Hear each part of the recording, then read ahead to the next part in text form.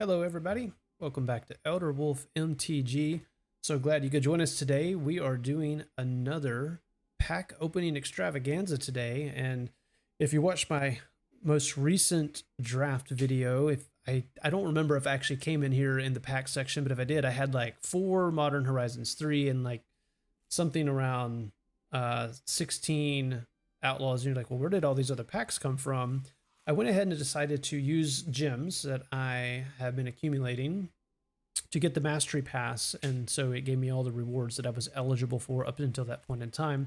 Again, one of the goals of this channel is to get or to unlock every single card that the game has to offer, all 4 copies for all possible cards without spending a single penny. So still there. And so with that, I've already gotten 2 draft tokens, and I already have another draft that I can do with my gold. And so getting close to getting 2 drafts. So I still have almost 4 drafts that I can purchase right now and keep building up the gems over time. Even if I don't do super well, I'll still get some more gems to do that. And again, this season of life, not able to play as often as I would like, but we are doing great where we're headed. So we trophied last time, but now we're going to open some of the packs that we won. So I'm just going to open these, talk about the rares and just more of their impact if you were to play maybe in a limited format, or just in general, how does the card do.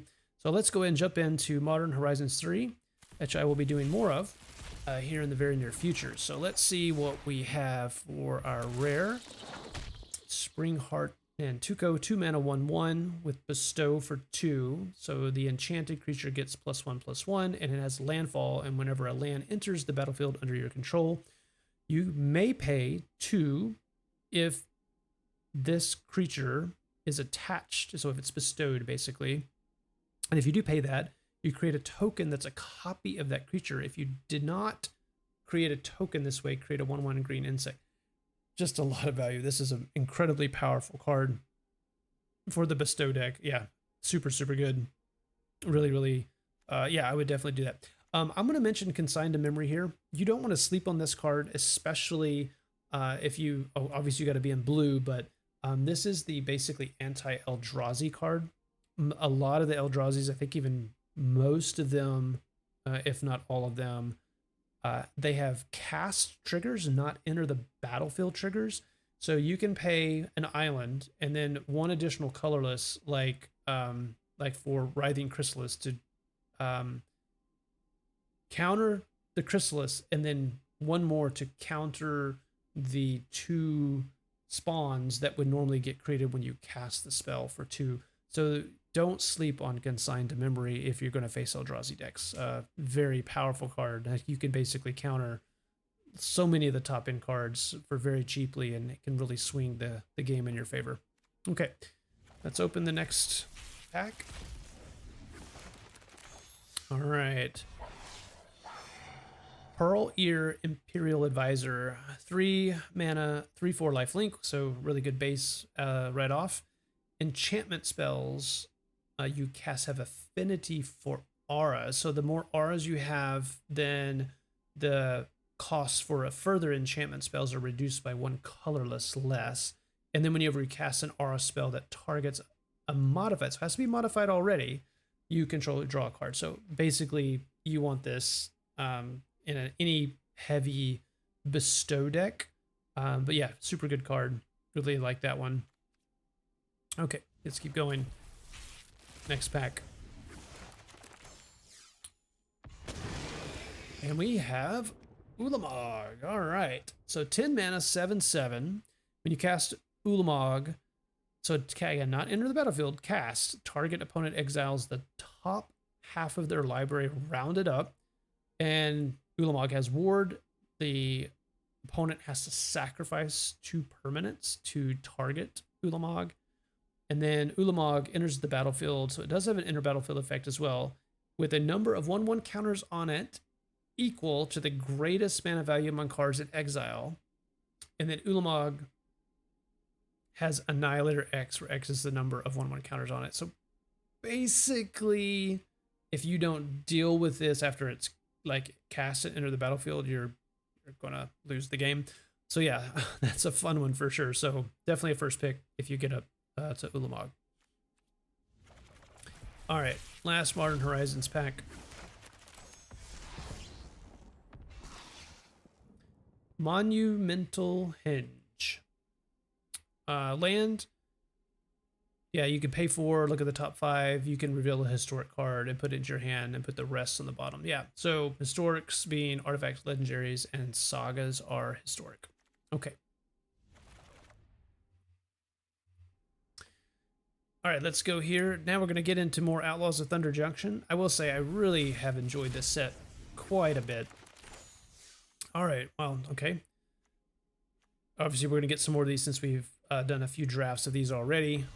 Okay, Fell the Mighty, 5 mana, destroy all creatures with power greater than a target creature's power. So if you go small and wide, this is, it can be really powerful, right? There are some situations where this card is not very powerful. I don't think I would first pick this one unless there was just absolutely nothing that was entertaining to me in the pack. But yeah, very good in some situations. And then there's the Trailblazer. We've seen that in work. Yeah, solid card. Not a bomb, not a broken one, but very solid for sure. Especially when you have creatures that are 4 or greater. It's quite nice. All right, next pack. Okay. Tiny Bones joins up the enchantment. So opponent discards a card, so it's already a 1-for-1. And then whenever a legendary creature enters the battlefield, any number of target players each mill a card and lose a life. So it's fine. I mean, it's more of a build around, I think. It's hard to do that in limited, but a fine card overall, but not first pickable in my mind. Okay, let's see what we have here. Fortune Loyalty. This is one of the best mounts. It's only saddle 1, which is huge, right? And then when it enters the battlefield, you scry 2. And then whenever it attacks while saddled, at the end of combat, you exile Fortune and up to 1 creature that saddled it this turn. And then you return those cards to the battlefield under their owner's control. So if you have a lot of enter the battlefield creatures, saddle it, and then you just get value upon value upon value. It's super good. Very first pickable if you see this in your drafts. Let's go to the next one. Okay, Step Between Worlds. I had a draft where this was cast on me, and I let it resolve, and I drew 7 cards, and it helped me out more than my opponent. So you have to, yeah, this is not a guaranteed always helping you. It depends on the quality of your opponent and in terms of their deck, what they have. But a fun build around for constructed for sure that you can do here. Like if you did this with, oh goodness, my Shieldred, where they're probably not going to draw 7 cards, right? But anyway, it's just an interesting constructed fodder more than anything. Would not first pick it for sure, and don't even know if I would pick it on the wheel unless I was in those colors.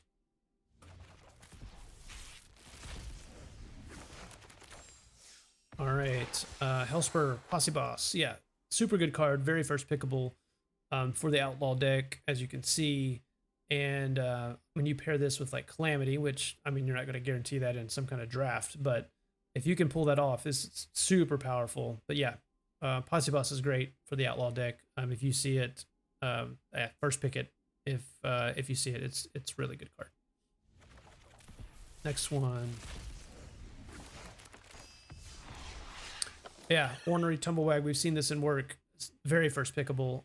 Close to being an outright bomb. You've got to answer it pretty quickly.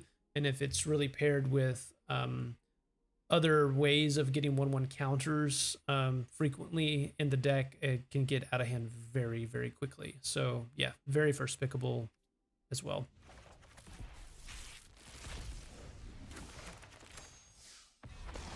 And there's Calamity. We have seen Calamity do a ton of work. 2 drafts I've had Calamity. I went 7-2 and 6-3, and Calamity was really the reason why. Very, very powerful card. Instant first pick for me if I see Calamity. And then you're looking for good creatures for, you know, you would love enter the battlefield effects, but even just good creatures that when they attack that are powerful is good enough for Calamity. All right, next pack. Rakdos joins up. This one is quite interesting. So it returns a target creature from your graveyard to the battlefield with 2 additional 1/1 counters on it, and then whenever a legendary creature you control dies, this enchantment deals damage equal to that creature's power to a target opponent. I faced this in some constructed mess that is incredibly powerful, where you can get some chain reactions going on with this that just does basically instant kill damage and some chain combos. But constructed, still a good card. You need a few legendaries really to make it work, but as a 5-mana, return a creature from your graveyard. Not great, but still pretty good.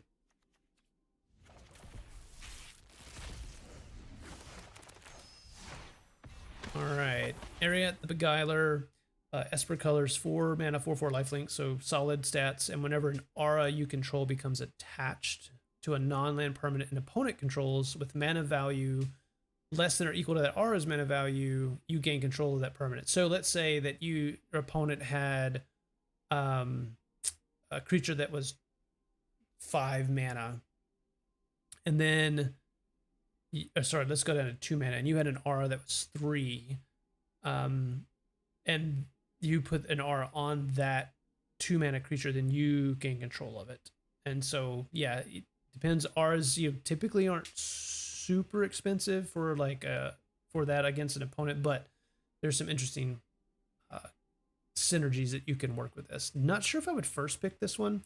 It's obviously got to be very specific with auras, but it's an interesting, definitely a good constructed, but I'm not sure on limited if I would pick this first.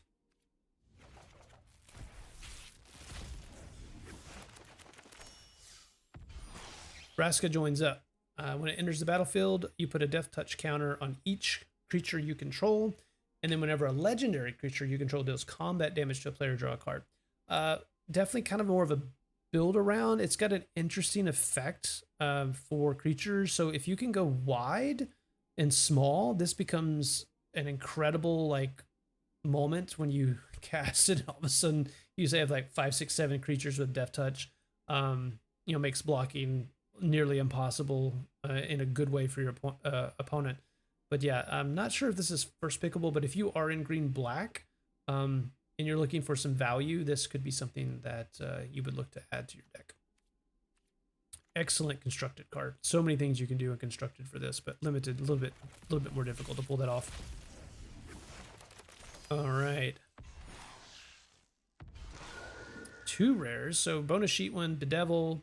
3 mana instant, destroy an artifact, creature, or planeswalker, but the mana cost, as you see, is very specific in Rakdos colors. And then Dust Animus. Dust Animus is a bomb. Instant first pick this one. If it becomes the 4/5 flying lifelinker on it in this limited set, you have to answer it or it's just going to run away with the game. So very first pickable for Dust Animus.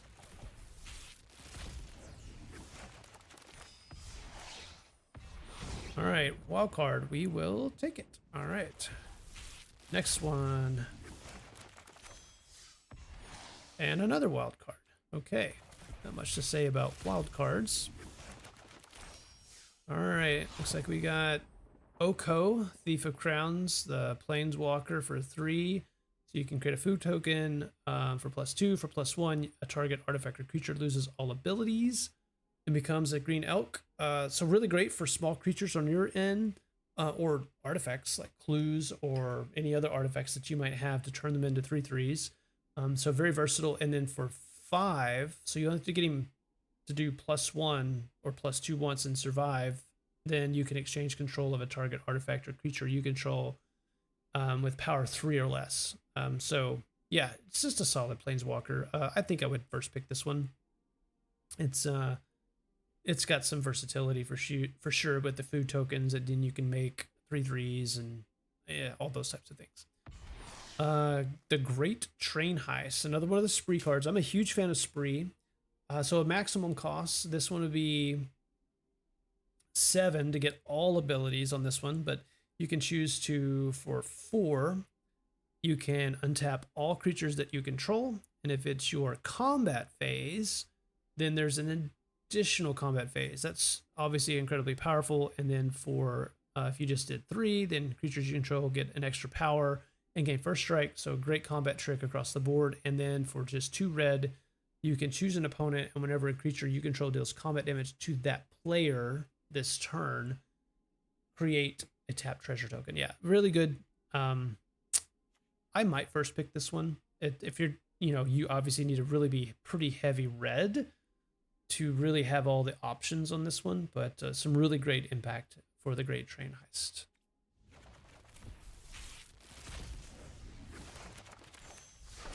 All right, Colossal Rattlworm, 4 mana, 6/5 trample. It has flash if you control the desert. I mean, very first pickable, and then you can exile it from your graveyard and search for a desert. So just value all over the place. Yeah, instant first pick on this one. All right, next one. Ty Joaquin, Perfect Shot. This one, whenever a source you control deals non-combat damage. So like the Deadeye Duelist would be non-combat damage. So if this did 1 damage, right? Sorry, that's opponent. Anyway, if it was to do it to a creature, then you can draw a card that's equal to its toughness. But then you can use an extra mana and tap Ty Joaquin to basically make that damage exactly what you need it to do. For you to draw that card. So an interesting aspect to this one. I've never played with Ty Joaquin. Not sure if I would first pick this one, but interesting ability if you can get, lightning bolts and those types of things in your deck for sure. And a 2 mana 2/3 is fine. But yeah, this is an interesting card for sure. Not sure if I would first pick, but definitely a great, pairing with a Boros deck that has some burn in it already. All right, let's go to the next pack. We have the... Now, this one is probably, of all the ones we've seen so far, is truly a bomb. Yeah, it's 5 mana, 5/5 reach trample. In and of itself is incredible. And then whenever another creature enters the battlefield under your control, you put X 1/1 counters on it, where X is that creature's power. So a 3/3 becomes a 6/6, or a 3/3 with 3 counters on it becomes a 6/6, just because the brawler is on the battlefield. And then you can plot this to basically set it up, even though your opponent knows it's coming. This is such a bomb. This is by far the most powerful card we've opened thus far. I would definitely first pick this in a heartbeat. Maybe even switch. If you open this in pack 3 and you didn't have any green, and you had some fixing a little bit, I would be really tempted to switch to green just because of this card. That's how good it is. Okay, next pack.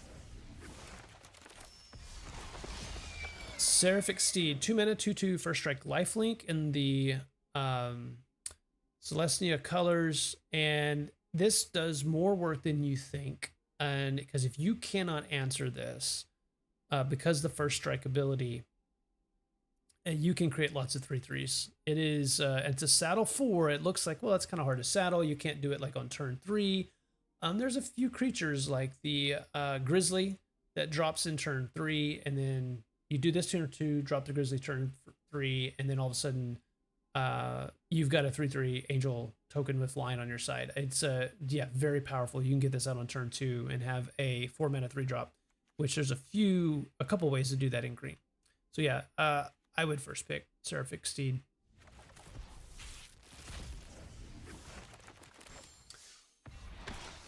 Riku of Many Paths. I think this is more constructed, right? This is a 3 mana 3/3, very specific 3 mana colors there.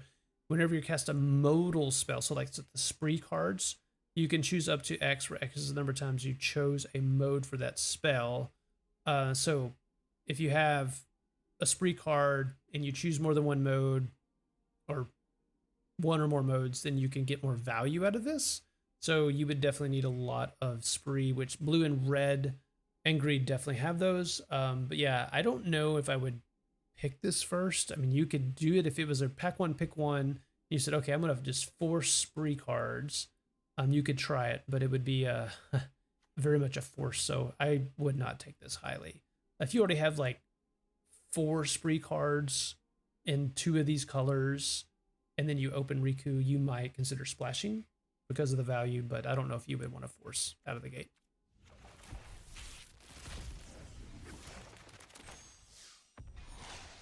And then here's another spree card. One last job. So 7 mana for the total cost of everything. So for 4 total, you could return a target creature from your graveyard to the battlefield. This is at sorcery speed, by the way. Notice that you can pay another, or sorry, this would be 5 mana total for that. You could pay 4 mana total to return a target mount or vehicle. So really good for the mount deck to get value back. And then you could pay the same for returning target aura or equipment card. But it could be attached to the creature you control. So good card if you're already, especially for the mount vehicle deck or mount deck.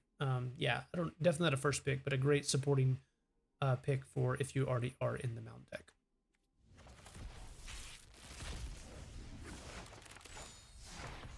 Okay, surgical extraction. You got Phyrexian black mana, which means you can pay with a swamp or 2 life. So very versatile. It's an instant.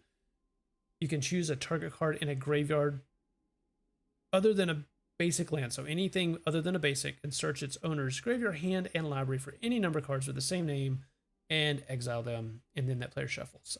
Definitely not a limited card. I mean, every now and then you would get a lot of crazy value. Now, if I had surgical extraction in Modern Horizons 3 and did this on like Writhing Chrysalis, then that would be worth it for sure. But obviously this is not that format, but this is definitely more constructed. Kellen joins up. It is the enchantment where you can exile a non-land card with mana value 3 or less. So it basically kind of the next turn you get a free card that's 3 or less. And then whenever a legendary creature enters the battlefield, put a 1/1 counter on each. So if you have a lot of legendaries, this can be really good, but it's hard to do that in limited to get a lot of legendaries. So more constructed than it is limited. All right, last one of Outlaws of Thunder Junction. 2 rares. Archive Trap. Yeah, so if an opponent searched their library this turn, you may pay 0 rather than this spell's mana cost. So any kind of ramp, like searching for basic lands. Yeah, and then target opponent mills 13 cards. The funny one for limited to do is have Archive Trap and then have the creature that does flashback in the graveyard, like plot that creature, and then you cast this, and then the next turn you cast the creature and then cast this again. And so limited, that usually wins the game, but that's kind of a cutesy trick more than something you can count on. So yeah, if you saw this first pick, pack 1, pick 1, you could try to go that route. But it's a fun card to play with. I don't know if it's really worthy of pack 1, pick 1. And then Claim Jumper, 3 mana, 3/3 vigilance. So good stats at base. When it enters the battlefield, and if an opponent controls more lands than you, you may search your library for a plains card. And then if an opponent controls more lands than you repeat the process once. So this can catch you up to your rampers, or if you're having trouble getting lands, you missed a few, and you get to 3. So yeah, interesting card. Not sure if I pack 1, pick 1 it, but it depends on what's in the pack. But yeah, good card, solid card. Okay, let's go Murders at Carlisle Manor. I did not play this set, so definitely not as familiar. You're going to see a lot of first. Archdruid's Charm, 3 mana, obviously super like mono green almost. Instant speed, you can choose one. Search your library for a creature or land card and reveal it. Put it onto the battlefield tapped if it's a land, otherwise put it into your hand. You can choose to put a counter on a target creature, and then it basically does punch, and then or you can exile target. Fine card. Not sure if it's worthy of first pack 1, pick 1 just because of the heavy green, but yeah, fine card.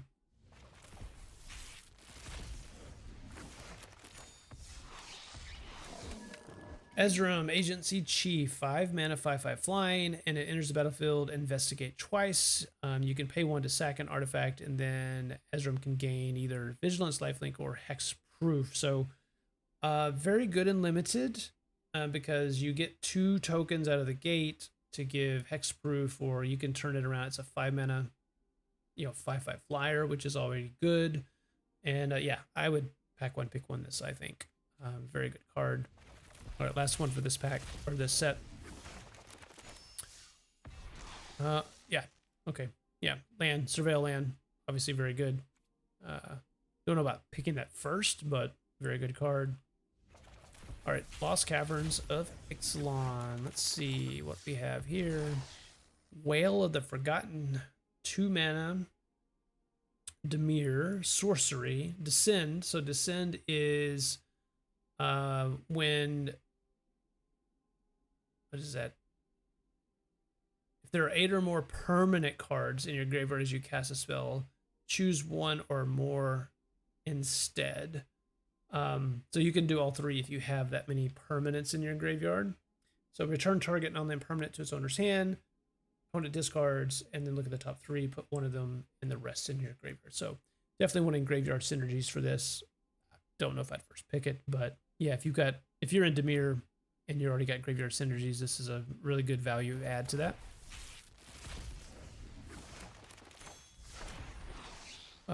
And a land that can become the 3/4 dinosaur creature, and whenever that creature would attack, another targeting attacking creature gets +2/+0. So yeah, super aggressive for Gruul. I mean, yeah, really great land. Any land that can become a creature in late game can really help out to change the board state. So yeah, super good. Don't know if I'd first pick it, but if you see it later and you're already in one of these 2 colors, yeah, I would totally pick it up.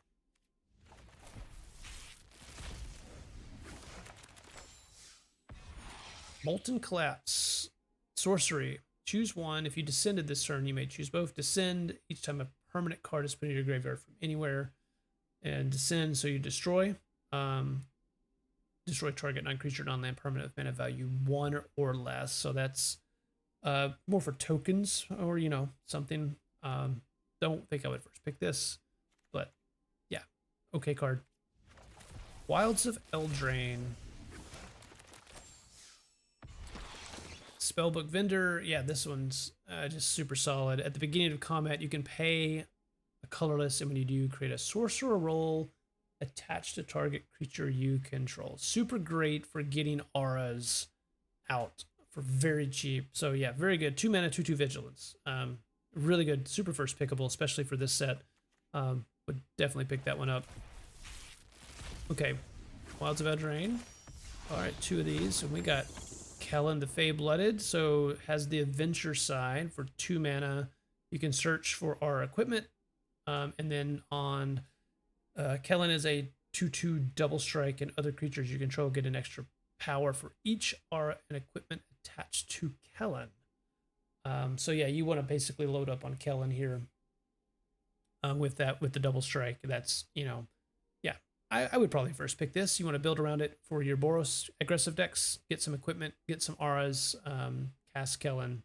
Yeah, super good. And Prismatic Omen, 2 mana enchantment, and lands you control are every basic land type. That's constructed fodder, but and the constructed is powerful but limited, yeah, not so much. All right, March of the Machine, 2 packs, and then we'll be done. Okay. Orobi, Deathswell, 4 mana, 4/4 flying, and then whenever a creature becomes the target of a spell or ability to destroy that creature, this can turn against you. Just keep that in mind, because it's a creature, not one that you control or your opponent controls. Just any creature becomes the target of any spell or ability, then that creature gets destroyed. Yeah, super powerful if you can get some interaction how you want it. With it can be very, very powerful. The Grafted Butcher, yeah, for Phyrexians. This one's incredible. Phyrexian Lord, that means it does +1/+1 to other Phyrexians, and then you can return it by sacrificing another creature or artifact. So great graveyard synergy, and then Phyrexians get menace until end of turn, so you can push through that damage, make blocking either impossible or incredibly difficult. Very first pickable, Grafted Butcher. And last pack. Zephyr Singer. Yeah, very first pickable. 4 mana, 3/4 flying vigilance, but it has Convoke. And then so you can put out other creatures, and then that creature can help you cast a colorless for that. And so you could cast this just by creatures itself with the convoke ability, which means you put a flying counter on each creature that convoked it. You could all of a sudden, with including the Singer, you could have up to Zephyr Singer plus 4 more creatures with flying. So you'd have 5 flyers. Yeah, very first pickable. Really enjoyed playing with this card. Not so much against it. I definitely would pick that one up.